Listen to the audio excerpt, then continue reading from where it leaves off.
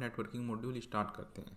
तो networking module में हम क्या देखेंगे, हम देखेंगे हम कैसे वीपीसी बनाते हैं, वर्चुअल प्राइवेट क्लाउड, सब नेट्स क्या होता है, फिर हम कैसे उनमें वीएम क्रिएट करते हैं, फिर हम कैसे आपस में वीपीसी नेटवर्क को आपस में लिंक करते हैं, कैसे उन्हें कनेक्शन बनाते हैं, क्या क्या हमें ध्यान रखना चाहिए इस चीज़ का, ये सब हम इस मॉड्यूल में कवर करेंगे। तो इस मॉड्यूल को करने से पहले आप हमारा लेवल 1 विजिट कर सकते हैं। लेवल 1 में हमने सारा थ्योरी बता रखी है कि वीपीसी होता क्या है, लोड बैलेंसिंग क्या होती है, कैसे आपस में क्लाउड को कनेक्ट करते हैं, गूगल कितने तरह के हमें नेटवर्क सर्विस प्रोवाइड करता है गूगल, तो वो सब हमने लेवल 1 में देख रखा है। तो हमारे 35 से 42 तक आप वीडियो देख सकते हैं इसे मॉड्यूल को स्टार्ट करने से पहले, तो आपको अंडरस्टैंडिंग ज़्यादा अच्छी होगी। तो अभी तो हम इस वीडियो में क्या देखेंगे वो देखते हैं। अब इस वीडियो में हम क्या देखेंगे, इस वीडियो में हम एक कस्टम वीपीसी क्रिएट करेंगे। अभी हम देखेंगे वीपीसी क्या होता है, एक बार पूरा रिवीजन करेंगे, इसका आपको अच्छे से समझ आ जाएगा। फिर उसमें सब नेट वगैरह बनाएंगे हम, वीपीसी के अंदर सब नेट बनते हैं, फिर उन सब नेट से हम वीएम क्रिएट करते हैं। आप बिना सब नेट बनाए आप वीएम क्रिएट नहीं कर सकते। फिर हम आपस में देखेंगे कि जो सेम वीपीसी के अंदर की जो हमारी वर्चुअल मशीन होंगी वो आपस में कम्युनिकेट करेंगी, जो इनसे बाहर की वीएम होगी हमारी वो हमें कनेक्ट ऐसे नहीं कर पाएंगे। जो वीएम हमारी सेम वीपीसी के अंदर होंगी वो उनका ही आपस में कम्युनिकेशन होगा, बाकी का नहीं होगा, वो भी हम टेस्ट करेंगे इसमें। तो सबसे पहले हम देखेंगे कि ये वीपीसी होता क्या है। आप वीपीसी को एक सिटी की तरह मान सकते हो। एक जो ये वीपीसी है, जो जब भी आप गूगल क्लाउड का कोई भी प्रोजेक्ट क्रिएट करोगे ना, तो गूगल क्लाउड आपको एक वीपीसी बना के देता है। तो तभी तो हम अपनी वीएम वगैरह क्रिएट कर पा रहे थे। लास्ट मॉड्यूल में हमने वीएम क्रिएट किया, हमने तो कोई नेटवर्क नहीं बनाया, तो हमने कैसे कर ली क्रिएट। तो गूगल ऑलरेडी आपको एक वीपीसी क्रिएट करके देता है, ये आप देख भी सकते हो। आप पोर्टल पे जाके ये चीज़ चेक भी कर सकते हो। आप यहाँ पे जाके ना या इन 3 डॉट पे जाके वीपीसी नेटवर्क, फिर वीपीसी नेटवर्क, इसके पहले वाले टैब पे आपको ओपन करना है, तो आप यहाँ पे देख सकते हो डिफ़ॉल्ट के नाम से आ रहा है। तो जैसे ही आपने प्रोजेक्ट क्रिएट किया तो गूगल ने आपका एक डिफ़ॉल्ट वीपीसी नेटवर्क बना दिया, और इसके अंदर जितने भी गूगल के रीजन्स हैं सब पे आपका सबनेट बन चुका है। अब इसे समझते हैं कि ये रीजन्स वगैरह पे कैसे सबनेट बनता है, कैसे क्या होता है, ये इस चीज़ से समझेंगे।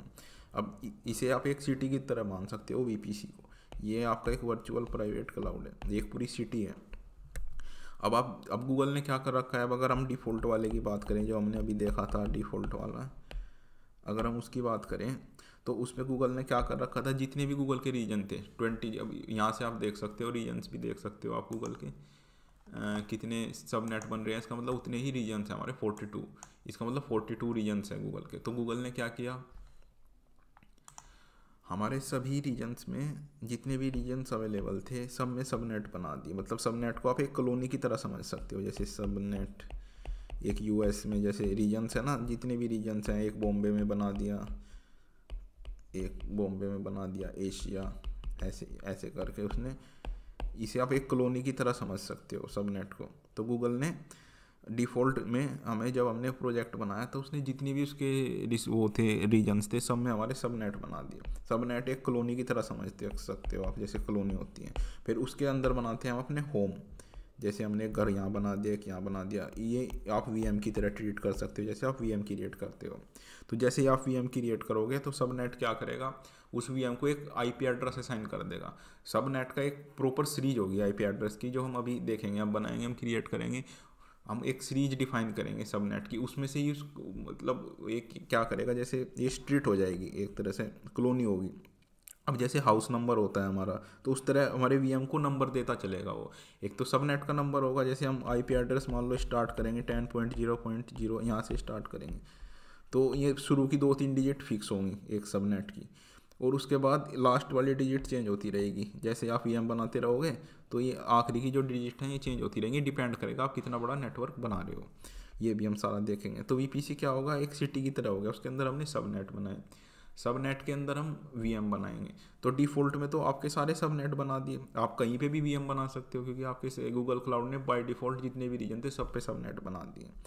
तो अब इन प्रोडक्शन में ऐसा नहीं होता। प्रोडक्शन में क्या होगा, जब हम प्रॉपर कंपनी के लिए कोई सॉफ्टवेयर बनाएंगे, उसमें मान लो आपकी कोई, यहाँ पे हम कस्टम वीपीसी की बात करेंगे। अब कस्टम वीपीसी में क्या होगा, ये एक तरह का खाली प्लॉट है, इसमें कुछ नहीं है, कोई नेट, कोई सब नेट नहीं है, कुछ नहीं है, इसमें सब हम अपनी मर्जी से बनाएंगे। अब मान लो हमारा जो बिजनेस है वो हम केवल इंडिया और यूएस में करना चाहते हैं, मतलब हम एक फूड डिलीवरी ऐप बना रहे हैं, या कोई भी इस तरह का बिजनेस कर रहे हैं जो केवल इंडिया और यूएस के लोगों के लिए है, तो हम वहीं पे अपनी रिसोर्सेज रखेंगे, अपनी वीएम वगैरह इंडिया में रखेंगे, यूएस में रखेंगे, यूरोप में क्यों रखेंगे। अगर हम यूरोप में रखते हैं अपनी वीएम तो उसका हमें लेटेंसी वगैरह ज़्यादा रहेगी, सर्वर की डेटा को ट्रैवल करने में टाइम ज़्यादा लगेगा। तो इंडिया और यूएस, तो हम क्या करेंगे, एक बॉम्बे वाले रीजन में हम एक सब नेट बनाएंगे और एक हम यूएस वाले रीजन में सब नेट बनाएंगे, यूएस वाले रीजन में बनाएंगे एक सब नेट, 2 रीजन बनाएंगे हम। अब जब ये 2 सब नेट बनाएंगे तो हम इन्हीं के अंदर ही रिसोर्सेज बना सकते हैं, बाकी के अंदर रिसोर्सेज नहीं बना सकते। और सेम नेटवर्क के अंदर सेम कस्टम वीपीसी है ना, इसके अंदर जितने भी हम रिसोर्सेज बनाएंगे, चाहे हम यूएस में बनाएं, चाहे हम इंडिया में बनाएं, चाहे हम यूरोप में बनाएं, वो सब आपस में गूगल के इंटरनल नेटवर्क से कनेक्टेड होते हैं। उसमें में पब्लिक इंटरनेट को एक्सेस करने की ज़रूरत नहीं होती, इंटरनली गूगल की ऑप्टिकल फाइबर से कनेक्टिविटी होती है इसमें, तो हमारा डेटा भी काफ़ी फास्ट होगा। तो और जैसे ये डिफ़ॉल्ट वाला होगा एक हमारा वीपीसी, ये जो गूगल देता है, एक हमने कस्टम बना लिया, तो ये आपस में कनेक्ट नहीं होते। अब जो आप इस पे वीएम बनाओगे और जो इस नीचे वाले पे वीएम बनाओगे, बाय डिफ़ॉल्ट आपस में कनेक्ट नहीं होती।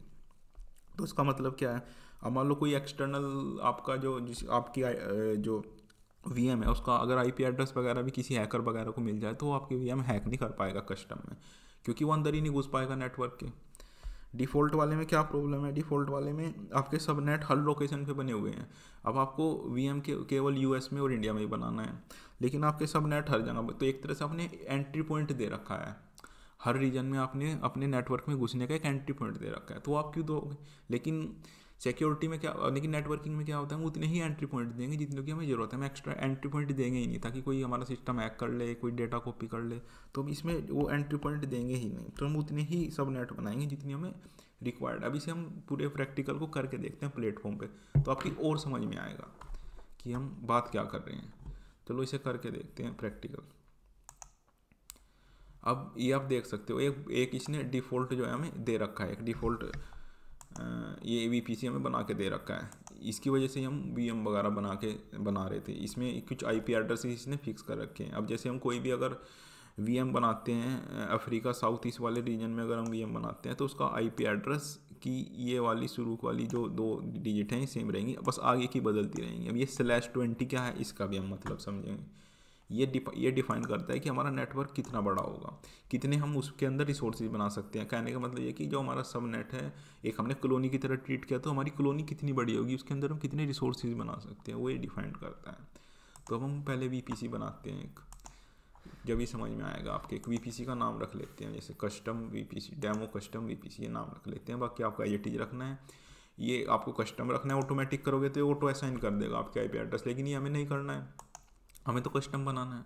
कस्टम में हम 2 सब नेट बनाएंगे, एक यूएस एक यूरोप। एक तो यूएस के लिए बनाएंगे हम, तो सब नेट, एक तो हम यूएस के लिए बनाएंगे सब नेट यूएस। तो ये रीजन आपको यूएस सेलेक्ट करना है, यूएस सेंट्रल ये वाला रीजन सेलेक्ट करना है आपको। और इसकी आपको आईपी रेंज देनी है, मतलब जो आपकी वीएम बनेगी उनका आईपी एड्रेस क्या होगा, ये आप खुद डिफाइन कर सकते हो। अब इसके भी कुछ लॉजिक होते हैं, ऐसे नहीं आप कुछ भी रख लोगे इसमें नाम। तो इसका भी थोड़ा सा हम देख लेते हैं इसके क्या चीज़ें। अब जैसे आप कोई भी वीएम बनाओगे तो आईपी एड्रेस क्या लॉजिक देख लेते हैं हम, कैसे इनके नाम हम कैसे डिफाइन करेंगे। अब हम जनरली जो कस्टम वीपी बनाते हैं वो हम 10.0.0.0 इस तरीके से बनाएंगे। और ये जो 24 लिखा हुआ है, इसका क्या मतलब है, 24 का मतलब ये होता है जो आपका आईपी एड्रेस होता है वो 32 बिट का होता है, 32 बिट का होता है जो आपका आईपी एड्रेस होता है। तो ये जो बाद में हमने 24 लिखा है, इसका मतलब है कि स्टार्टिंग की 24 बिट जो हैं वो ब्लॉक हो जाएं, बस जो बाद की बचेंगी वो चेंज हो जाएंगी। स्टार्टिंग की 24 बिट ब्लॉक हो जाएंगी। इसका मतलब क्या, 8 बिट का होगा ये आपका, जो हर डिजिट जो है 8 बिट की हो गई आपकी, 24 हमें करना है ब्लॉक स्टार्टिंग के, तो स्टार्टिंग के 3 डिजिट हो जाएंगे आपकी ब्लॉक। तो ये चलेगा 0 से 255 तक। तो इसमें आप बना पाओगे 256 वीएम, मतलब उनका आईपी एड्रेस स्टार्ट होंगे जैसे 10.0.0.0, ये वीएम 1 हो गई। जो आप दूसरी वीएम बनाओगे इसका आईपी एड्रेस क्या होगा, 10.0.0.1। उससे अगली जो आप वीएम 3 बनाओगे तो 10.0.0.2। इस तरीके से 256 तक चलेगा। तो अब 256 जो है 255 तक चलेगा, 255 तक आप VM बना सकते हो, तो 0 से 255 तक ऐसे होगा अगर आपने 24 लगा रखा है। अगर आपने यहाँ पे 23 लगा रखा है तो स्टार्टिंग की 23 बिट ब्लॉक होंगी। तो कहने का मतलब यह जितना कम होता जाएगा उतना ही डबल होता जाएगा। मतलब अगर आप यहाँ पे 23 लगाओगे तो अब क्या था, 32 बिट का था, इसका सीधा सा फॉर्मूला है हम कितने VM बना सकते हैं। इसका मतलब है 32 बिट का था, 24 हो गई हमारी ब्लॉक, तो बची कितनी हमारी 8, तो 2 की पावर 8 इतने VM बना सकते हैं। अगर आपने 23 लिखा यहाँ पे तो 32 माइनस 23 कितना बचा 9, तो 2 की पावर 9 आप इतनी VM बना सकते हो। तो इस तरीके से आप कर सकते हो। अभी के लिए तो आप इतना समझे कि ये बस ये डिफाइन करता है कि हमारा नेटवर्क कितना बड़ा होगा। ये जो बाद वाली चीज़ है जनरली हम 20 24 ये सेट करके रखते हैं। अभी अब जैसे जैसे प्रोजेक्ट वगैरह बनाएंगे आगे आपकी चीज़ें समझ में आ जाएंगी। अभी सब कुछ समझ नहीं आएगा। सब कुछ तो जब आप पूरे प्रोजेक्ट बना लोगे, उसे रन करके देख लोगे, पूरा चीज़ें आपस में कनेक्ट कर दोगे, तब जाके पूरा समझ में आएगा। अभी तो थोड़ी थोड़ी कन्फ्यूजन आपको रहेगी चीज़ों में, जैसे प्रोजेक्ट से आपकी चीज़ें समझ में आएंगी। अभी तो आप जितना आपको बताया जा रहा है उतना करके देख लें। अगर उतना भी आप कर पा रहे हैं तो आप आगे जाके प्रोजेक्ट जब बनाएंगे तो सब चीज़ें क्लियर हो जाएंगी, क्योंकि चीज़ें रिपीट होनी स्टार्ट हो जाएंगी। अब कुछ टाइम बाद ना, जैसे जैसे हम आगे बढ़ते जाएंगे चीज़ें रिपीट होनी स्टार्ट हो जाएंगी, तो आपके सारा बेसिक क्लियर हो जाएगा। तो जो हमें IP एड्रेस जो हमें स्टार्ट करने हैं कस्टम VPC के, वो इसी तरीके से करने हैं। मान लो हमने सबनेट 1 का यहाँ से स्टार्ट कर, जैसे सबनेट 2 है उसका हम ऐसा रख लेंगे, तो उसकी जो VM बनेंगी वो 10.1.0.0 इस यहाँ से स्टार्ट होंगी। अब उससे अगला अगर हम सबनेट को ही बनाएंगे उसका हम ऐसे रख लेंगे, ताकि हमारे IP एड्रेस बाद में जाके एक दूसरे में क्लैश ना कर जाए। ऐसा ना होगी दो VPC हम आगे जाके हम देखेंगे VPC को आपस में कैसे कनेक्ट करते हैं, तो उनके जो अंदर के जो सबनेट है उनका IP एड्रेस अलग अलग होना चाहिए, नहीं तो फिर उसमें वो कनेक्ट नहीं हो पाएगा, एरर आ जाएगा उसमें। तो ये IP एड्रेस का भी सिस्टम होता है। अब ऐसे नहीं कि आपने ऐसे 255 ऐसे कुछ भी रख लिया, तो हो सकता है गूगल ने बाय डिफ़ॉल्ट ये पहले से ही रखा हो, जैसे गूगल डिफ़ॉल्ट बना के दे रहा है आपको सबनेट, हो सकता है गूगल ने ये पहले से ही सिलेक्ट कर रखा हो।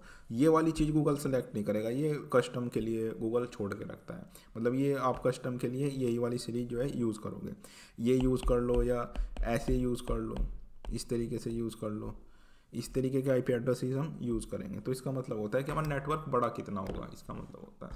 चलो अब जाके दोबारा हम VM क्रिएट करते हैं। तो अब IP एड्रेसेस रेंज अब हम रखते हैं 10, ये वाली रख लेते हैं, इसकी 0 से रखते हैं, उसकी 1 से रख लेंगे। फिर ये हम IP एड्रेसेस की रेंज रख लेते हैं, यहाँ से आपके IP एड्रेसेस चेंज होंगे।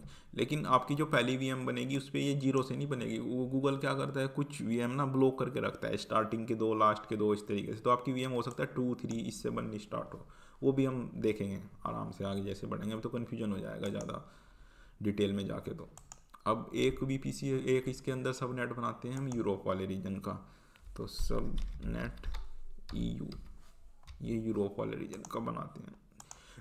तो इसमें ये सिलेक्ट करेंगे हम बेल्जियम, यूरोप में सिलेक्ट करेंगे हम यूरोप वेस्ट 1 बेल्जियम, ये वाला सिलेक्ट करेंगे। तो इसकी IP रेंज हम अलग रखेंगे, इसमें हमने यहाँ पे 1 कर देंगे, ये 24/24 ये रखना है आपको।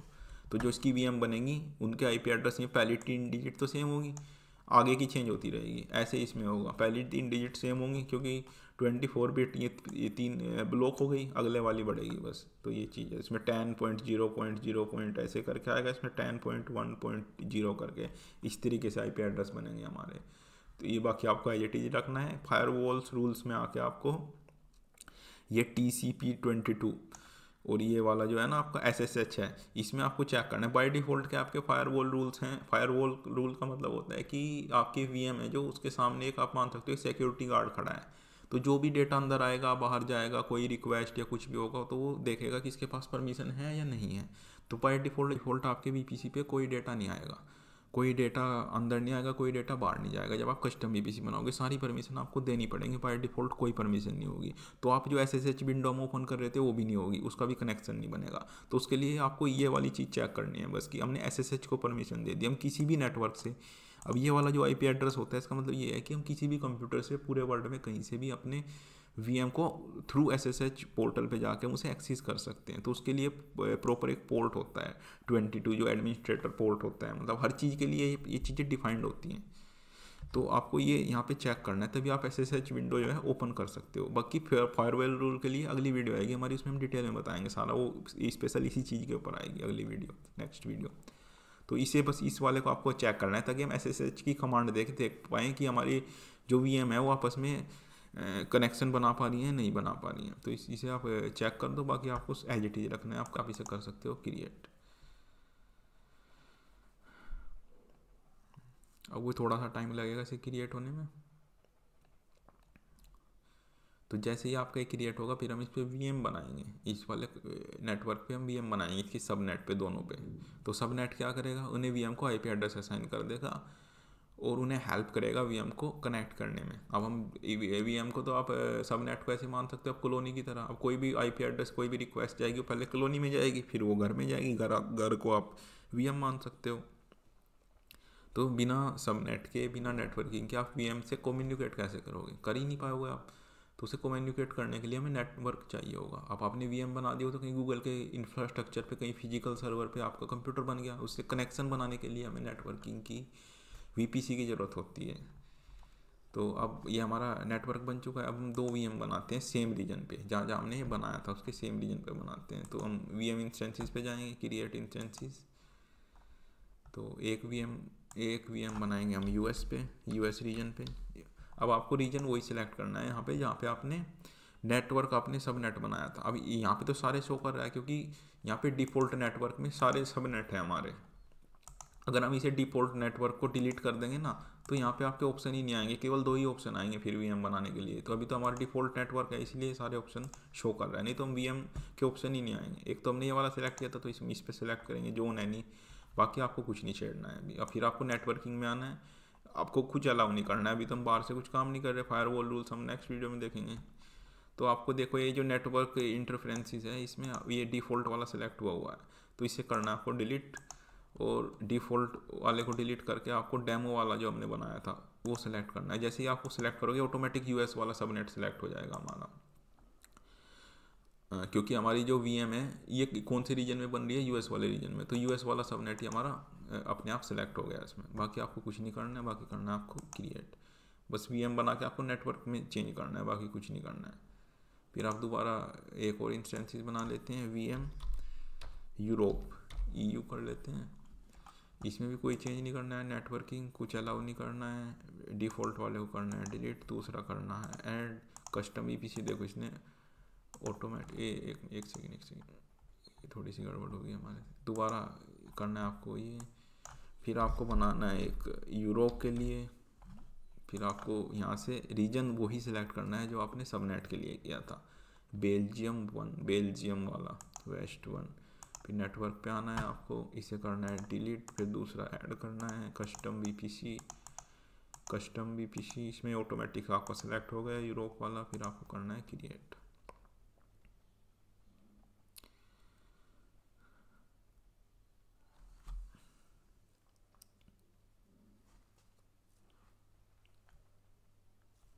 अब इनमें थोड़ा थोड़ा सा लगेगा टाइम। अब हम एक कमांड रन करेंगे इस पर, पिंग। अब हमारे दोनों VM जो है क्रिएट हो चुके हैं। अब किसी भी एक VM को आपको SSH ओपन करना है। जैसे ही आप SSH ओपन करोगे तो इस तरह की विंडो आपके पास ओपन होगी जिसमें हम कमांड देके देख सकते हैं कि हमारा VM हमारे दूसरे VM से कनेक्शन बना पा रहा है नहीं बना पा रहा है। उसके लिए अभी हमें एक काम और करना पड़ेगा। उसके लिए आपको दोबारा इस पर कस्टम VPC डेमो इस पर आना है आपको और फायरवॉल्स में जाना है। ये फायरवॉल रूल्स जो इस पर क्लिक करना है, फायरवॉल रूल्स एक बना हुआ है जो हमने चेक किया था। इसमें आपको एडिट करके ना अदर्स में, यहाँ पे अदर्स में आके यहाँ के ICMP ये लिखना है। इसका मतलब होता है इंटरनेट कंट्रोल मैसेज प्रोटोकॉल।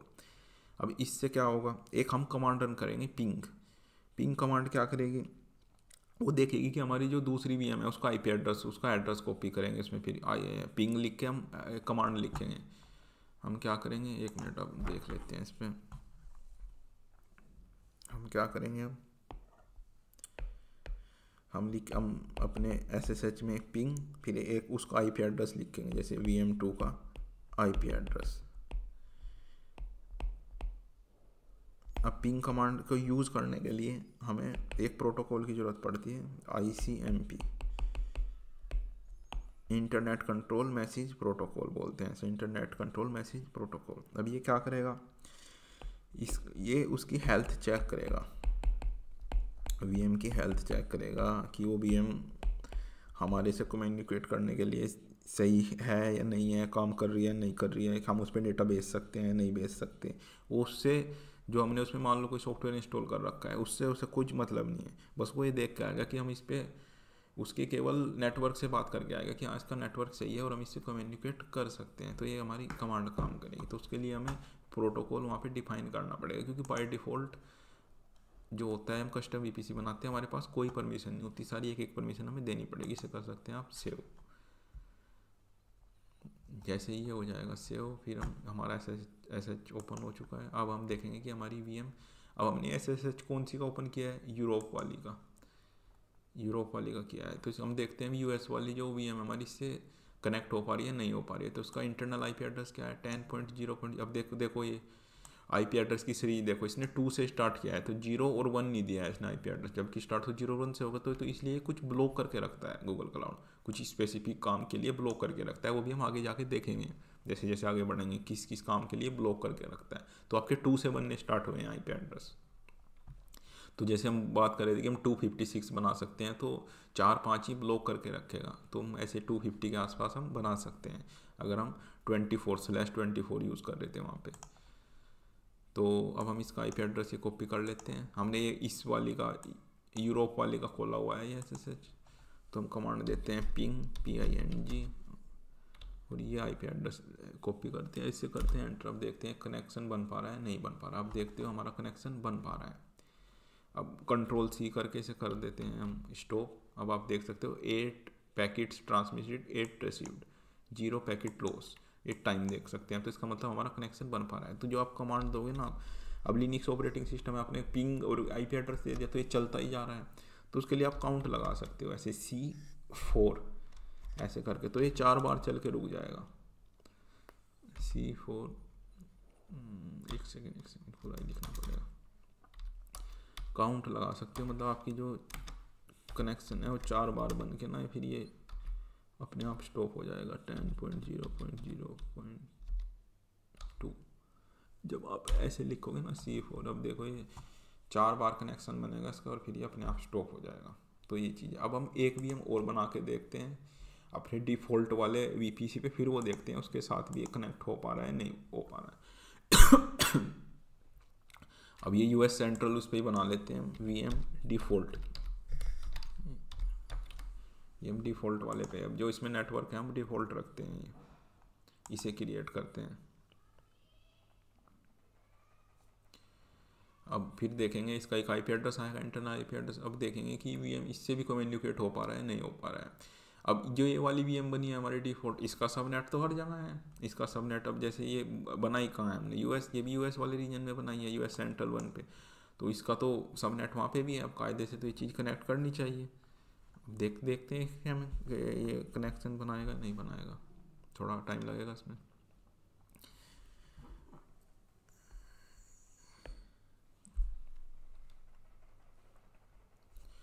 ये इसका इंटरनल IP एड्रेस हमारे पास आ चुका है, इसे करते हैं कॉपी, यहाँ करते हैं पिंग C4, ये हमने कॉपी किया था उसे करते हैं पेस्ट और करते हैं एंटर। अब देखते हैं इसके कनेक्शन हो बन पा रहा है नहीं बन पा रहा है हमारी एक्सटर्नल वाली से, जो हमारे अदर VPC का पार्ट है। अब आप देख सकते हैं 4 पैकेट ट्रांसमिट तो करे लेकिन 0 रिसीव करे, तो 100% डेटा लॉस, इसका मतलब हमारा कनेक्शन नहीं बन पाया। तो इस चीज़ से हमने क्या समझा, तो इस चीज़ से हमने समझा कि दो VPC अलग अलग होंगे हमारे, वो आपस में कनेक्शन नहीं बना पाएंगे। जो हमारी VM इसके अंदर है और जो इसके अंदर है वो उसमें आपस में कनेक्ट नहीं होंगे। तो उन्हें कनेक्ट कैसे करते हैं, उन्हें किस तरह के प्रोजेक्ट में हम कनेक्ट करते हैं, वो तो सेपरेट वीडियो आएगा तो उस चीज़ का। तो इस वीडियो में हमने क्या समझा, इस वीडियो में हमने कस्टम VPC समझा, सबनेट बनाए हमने और सबनेट के अंदर हमने VM बनाई। फिर हमने देखा कि सेम सबनेट की जो VM थी वो आपस में कनेक्ट हो पा रही थी, लेकिन जो अदर वीपीसी की जो वीएम थी वो आपस में कनेक्ट नहीं हो पा रही थी, जबकि उनके सब नेट अवेलेबल थे सेम रीजन में, लेकिन फिर भी नहीं कनेक्ट कर पा रही थी। तो ये अगले वीडियो में हम देखेंगे फायरवॉल रूल्स। फायरवॉल रूल्स एक तरह का सिक्योरिटी गार्ड है आपकी वीएम के सामने। तो आपकी वीएम से कौन कौन बात करेगा, आपकी वीएम से कौन कौन, आपकी वीएम किस किस से कनेक्शन बना पाएगी, वो सब फायरवॉल रूल्स में हम डिसाइड करते हैं। सब फायरवॉल रूल्स की सेटिंग होती है वो। तो हम नेक्स्ट वीडियो में देखेंगे। Thank you.